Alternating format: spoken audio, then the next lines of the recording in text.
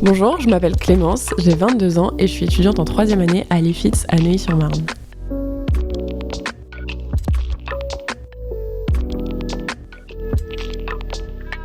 L'étudiant expert, un podcast original de l'IFITS.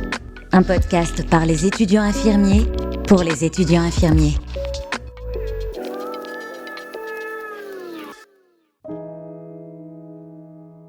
Moi, j'ai fait un stage qui s'est mal passé, j'étais en 2e année de formation, semestre 3. C'était un stage qui a duré 7 semaines et j'étais en maternité de nuit. Épisode 2.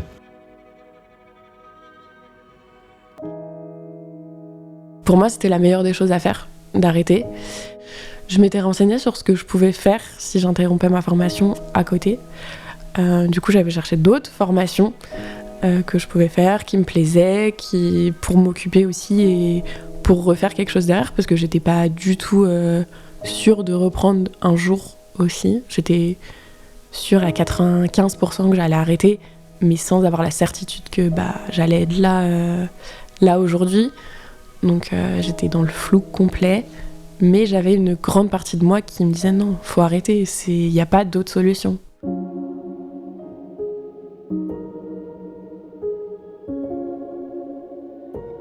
Donc en effet, la situation de Clémence, elle aurait pas dû en arriver là. C'est tout le problème parce que souvent les étudiants, malheureusement, quand ils partent en stage, ils ont toujours cette impression, en tout cas c'est ce qu'ils laissent entrevoir à nous les formateurs, c'est que il y a l'IFITS, les cours, voilà, le suivi pédagogique d'un point de vue assez théorique.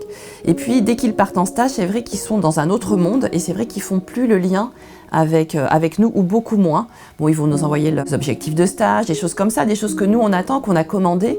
Mais c'est vrai que même si en préparation de stage et même tout au long du suivi pédagogique, on leur dit, et c'est vrai que moi c'est quelque chose auquel je tiens beaucoup et que j'ai toujours dit aux étudiants que j'ai suivis, c'est vraiment, vous arrivez en stage, des fois même au niveau de l'accueil, au niveau des premiers jours, on sent qu'on a un peu laissé de côté, on sent que voilà, il y a des personnes qui sont pas très à l'écoute, qui sont pas très agréables. Moi, je leur dis que c'est important tout de suite nous en parler. On en discute, on voit un petit peu ce qu'on peut faire. C'est pas forcément dépêcher un formateur tout de suite pour aller faire une visite de stage, mais c'est vrai que des fois, le fait rien que d'en parler ensemble, l'étudiant et le référent de suivi pédagogique, ça permet aussi de voir les choses d'une autre manière, d'avoir des petites billes pour peut-être faire tourner un petit peu les choses dans un autre sens et pouvoir repartir d'un bon pied en stage. Ça marche pas toujours, hein, c'est vrai. Après, il y a quand même des stages qui, malheureusement, pour différentes raisons, vont pas aller dans le sens espéré par l'étudiant. Mais déjà, de pouvoir signifier les choses, nous aussi, on est en alerte en tant que formateur. Donc, on va avoir plus tendance à recontacter l'étudiant, voir comment les choses ont évolué, si ça va mieux, en reparler, pouvoir reproposer des nouvelles choses et pourquoi pas se déplacer également en stage. C'est vrai que nous, actuellement, on est dans un contexte ici où les formateurs ne vont pas systématiquement en stage, pour différentes raisons. Mais voilà, même si on n'est pas présent tout le temps sur le lieu de stage, on reste le référent de suivi pédagogique, on reste la personne ressource d'un point de vue de la formation globalement. C'est pas parce qu'un étudiant va venir nous dire « mon stage se passe pas bien, je me sens pas à l'aise, il y a un problème, on attend beaucoup de moi, on m'a mis des objectifs qui sont peut-être trop élevés par rapport à ce que je peux proposer à ce moment T de ma formation ». C'est vrai qu'on va pas être là à porter un jugement sur l'étudiant en disant « ah, il est pas au niveau, ça va pas, ah, je m'en doutais ». On n'est pas du tout là-dedans. Nous, notre rôle, c'est vraiment d'accompagner l'étudiant. On chemine pas tous de la même manière.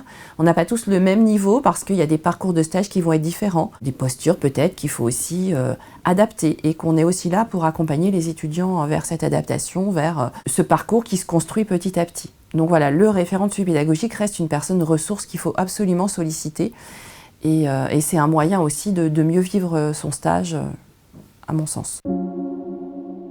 À partir du moment où c'était acté, donc avec Madame Pichard, que j'arrêtais ma formation, on a quand même discuté en se disant qu'il y avait les partiels qui approchaient, que ce serait quand même bien que je les passe parce que j'ai travaillé pour, que j'ai révisé. Pendant les nuits aussi, par moment, si je pouvais me poser et réviser, je le faisais.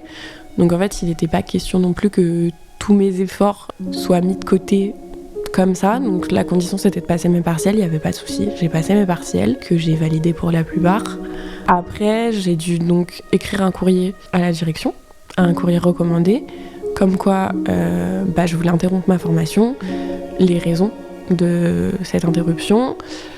Du coup, j'ai envoyé ce courrier, je l'ai aussi envoyé par mail Et en fait, mon interruption de formation a pris acte à partir du moment où le courrier a été reçu à l'école. Donc ça s'est fait, et à partir de ça, j'avais 5 ans, ou 3 ans, je sais plus, pour reprendre si je voulais. Donc j'ai repris au bout d'1 an et demi. Mais du coup, toutes mes notes étaient conservées. Il me manquait juste les partiels que j'avais pas eu au semestre 3, mais tout ce que j'avais validé était conservé pendant les années où je pouvais reprendre, que ce soit mes notes, mes stages. Donc je savais que si je voulais reprendre, j'avais cette porte-là et que j'avais pas nécessité de recommencer à zéro. C'est très pratique.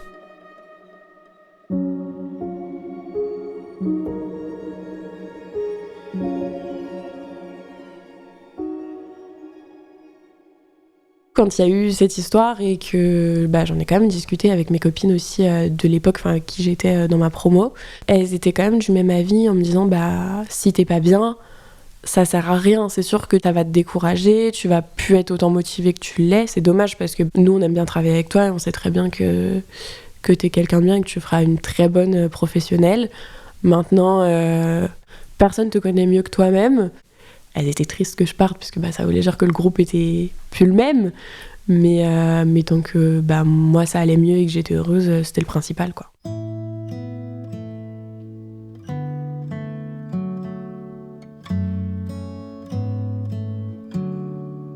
Mes parents voulaient absolument pas que je fasse rien en fait si j'arrêtais ma formation, donc j'ai commencé à réfléchir à ce que je pouvais faire à la place.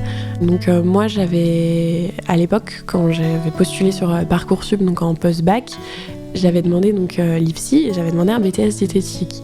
J'avais été acceptée à l'IFIDS, donc c'est ce que je voulais faire, donc c'est le choix pour lequel j'ai opté. Mais du coup, quand j'ai arrêté ma formation, j'ai songé à peut-être faire le BTS diététique avec lequel j'hésitais à la base, ce que j'ai fait. J'ai pu faire du coup le BTS diététique sur 1 an et demi puisqu'il était proposé dans le lycée où j'étais. Donc je connaissais les professeurs, ils connaissaient aussi ma façon de travailler, comment j'étais. Ils savaient que j'avais fait du coup 1 an et demi d'IFSI. Donc à la base, moi j'avais été les voir à des portes ouvertes pour pouvoir commencer en septembre, puisque à l'époque on était en février quand tout ça s'est passé. Mais eux m'ont dit on t'inscrit maintenant et tu commences dès lundi. Donc en fait j'ai pas eu de battement entre mon arrêt de formation et le début de la nouvelle. Donc, j'avais pas trop le temps d'y penser non plus. Donc après ça a été très, très rapide et un peu compliqué aussi à gérer parce que j'ai fermé une porte et j'en ai ouvert une autre direct, donc c'était un peu compliqué. Mais du coup, j'ai fait cette formation-là. Ça a été bénéfique aussi pour maintenant, parce que j'ai acquis des connaissances qui sont utiles aussi en tant qu'infirmière. Du coup, j'ai pu passer une formation d'ETP, donc d'éducation thérapeutique des patients. Donc c'est des choses, j'ai acquis des diplômes supplémentaires qui sont quand même très très utiles et c'est du plus. J'ai quand même mis en pratique mes cours de l'IFSI, j'ai fait des stages à l'hôpital. Donc j'ai pas forcément vu les patients, mais j'étais quand même à l'hôpital et c'est là que j'ai su que en fait c'était là où je voulais travailler, c'était là où je voulais être, mais qu'à la différence d'une diététicienne, je voulais être proche des patients et je voulais vraiment être au contact dans les soins relationnels, chose que je trouve manque en BTS. Et c'est à partir de ce moment-là que je me suis quand même dit que je pouvais potentiellement reprendre et que le chapitre de l'IFSI était peut-être pas totalement fermé.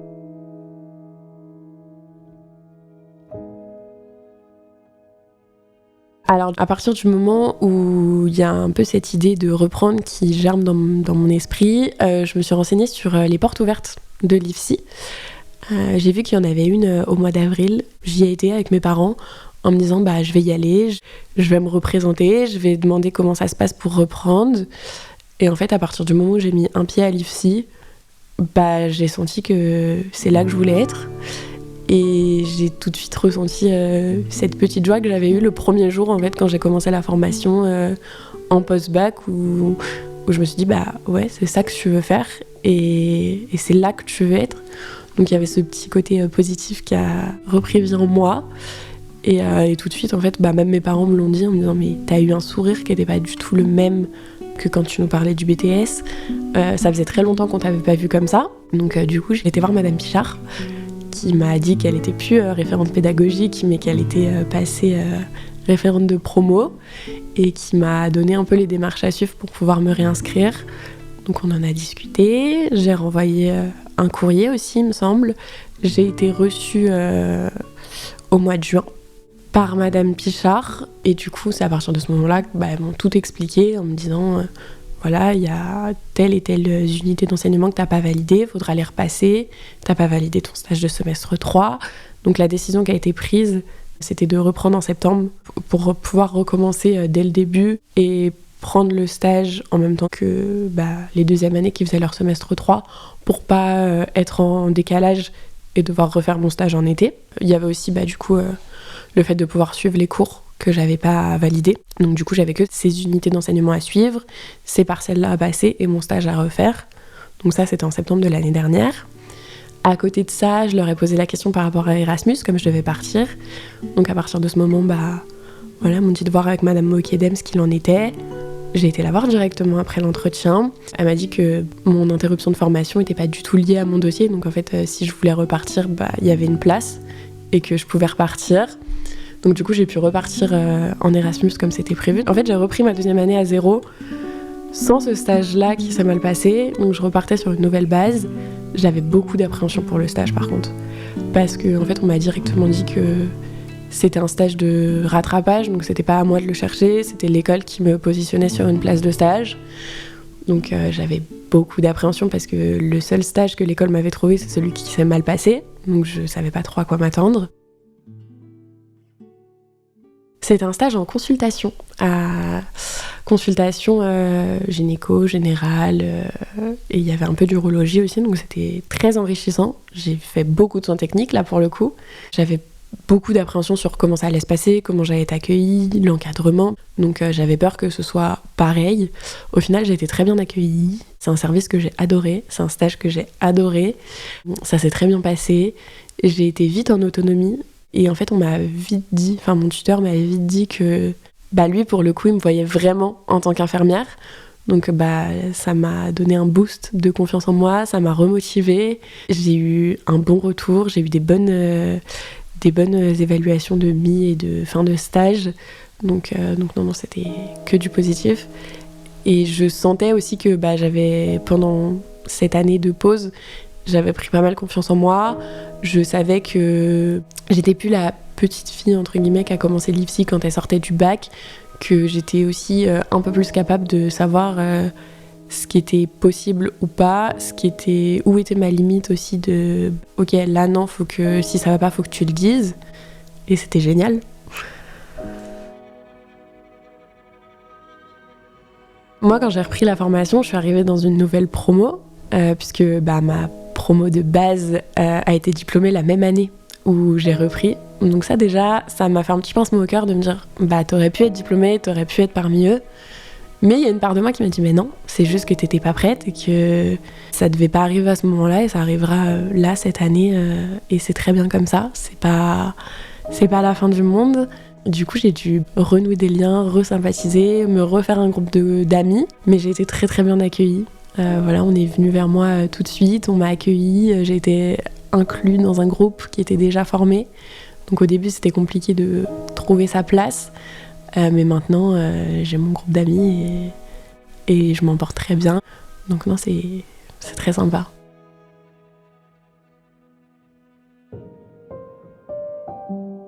Au semestre 4, je suis partie en Lettonie. Donc j'ai fait mon stage en chirurgie générale.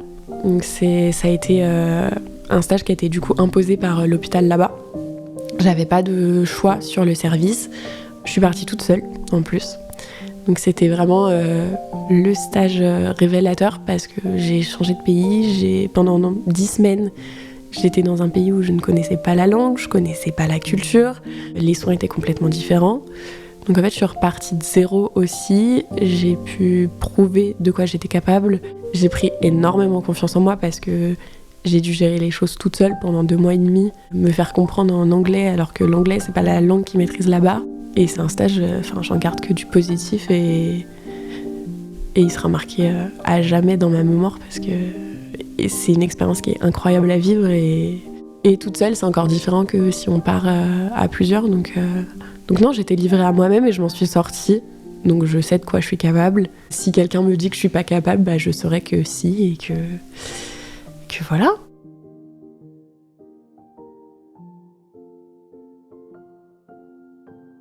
Donc j'ai validé tous mes partiels du semestre 4 du premier coup avec de très bonnes notes. Donc ça m'a redonné confiance en moi aussi en me disant bah voilà, t'as fait le bon choix, t'as repris, ça s'est super bien passé. Tu passes en 3e année avec aucun rattrapage, donc non, très bien. Je suis partie en stage dès septembre, donc j'étais en rééducation pédiatrique de jour. Et là, je suis passée de nuit, donc j'avais beaucoup d'appréhension sur le fait de repasser de nuit aussi. Ça a été pas mal de questionnements. Au final, j'en ai conclu que c'était pas forcément nécessaire de rester sur une mauvaise expérience non plus et que chaque expérience est différente.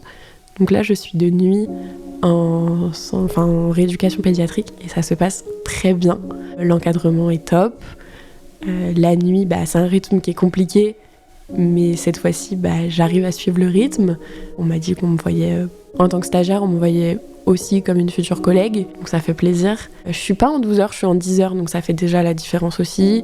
J'ai le temps de voir du monde, j'ai le temps de profiter de ma famille, chose que je faisais pas forcément, voire pas du tout quand j'étais de nuit en maternité.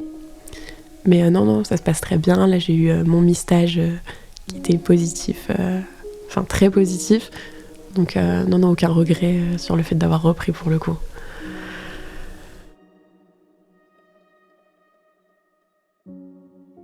Alors là, je vais rentrer dans mon semestre 6, donc dernier semestre de formation. C'est un semestre qui est très soutenu puisqu'on a le mémoire, donc qui est déjà en cours, que j'ai déjà commencé et qui se passe bien aussi. Mon mémoire porte sur la douleur, la prise en charge de la douleur en centre de rééducation pédiatrique avec des moyens qui sont alternatifs aux thérapeutiques.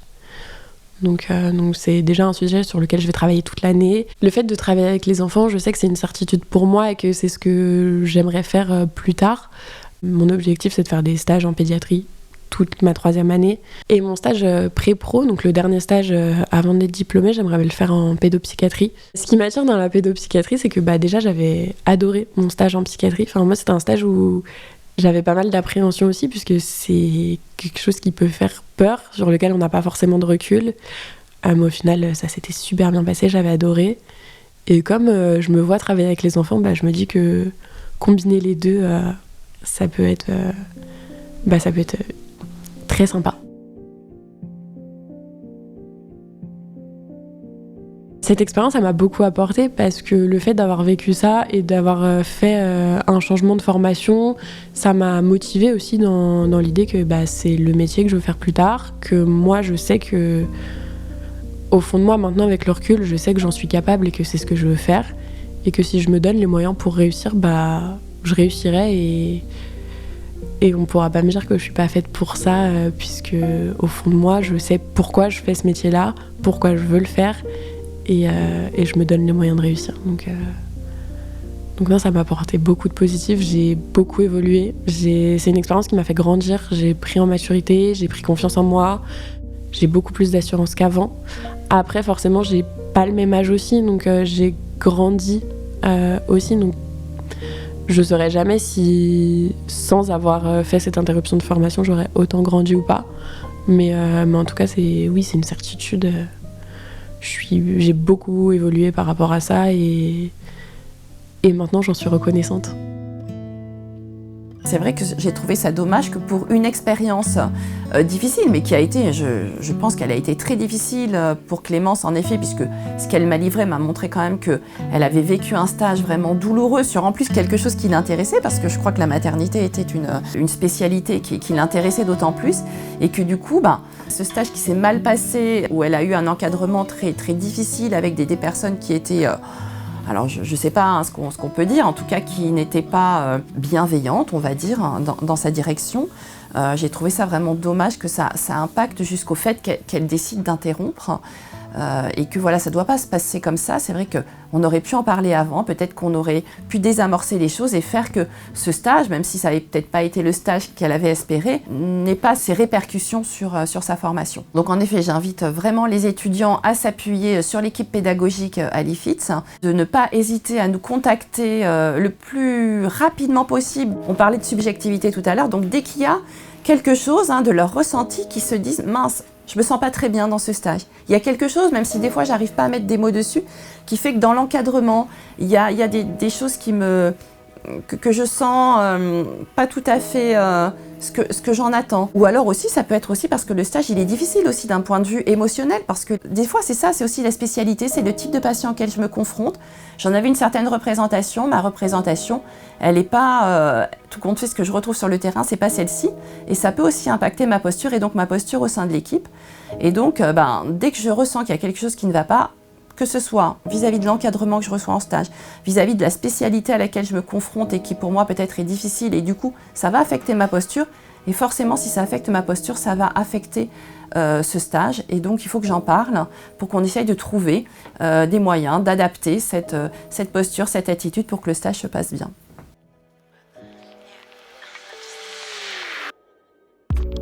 À des étudiants qui vivraient une expérience similaire, moi j'aurais envie de dire que déjà faut en parler, faut pas faire ce que moi j'ai fait où je me suis tue et j'ai rien dit parce que j'avais peur des répercussions que ça pouvait avoir.